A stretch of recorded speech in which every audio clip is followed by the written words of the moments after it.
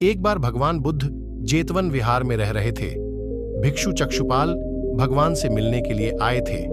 उनके आगमन के साथ उनकी दिनचर्या, व्यवहार और गुणों की चर्चा भी हुई। भिक्षु चक्षुपाल अंधे थे। एक दिन विहार के कुछ भिक्षुओं ने कुछ मरे हुए कीड़ों को चक्षुपाल की कुटी के बाहर पाया और उन्होंने चक्षुपाल की निंदा करनी शुरू कर दी कि उन्होंने इन जीवित प्राणियों की हत्या की। भगवान बुद्ध ने निंदा कर रहे उन भिक्षुओं को बुलाया और पूछा कि क्या तुमने भिक्षु को कीड़े मारते हुए देखा है?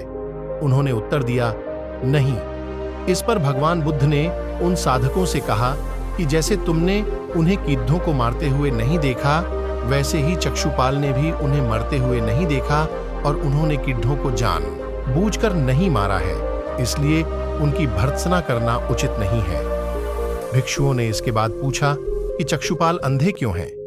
उन्होंने इस जन्म में अथवा पिछले जन्म में क्या पाप किए? भगवान बुद्ध ने चक्षुपाल के बारे में कहा कि वे पूर्व जन्म में एक चिकित्सक थे। एक अंधी स्त्री ने उनसे वादा किया था कि यदि वे उसकी आंखें ठीक कर देंगे तो वह और उसका परिवार उनके दास बन जाएंगे।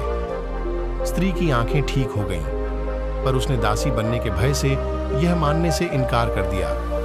चिकित्सक को तो पता था कि उस स्त्री की आंखें ठीक हो गई हैं। वह झूठ बोल रही है। उसे सबक सिखाने के लिए या बदला लेने के लिए चक्षुपाल ने दूसरी दवा दी। उस दवा से महिला फिर अंधी हो गई। वह कितना ही रोई पीटी, लेकिन चक्षुपाल जरा भी नहीं पसीजा।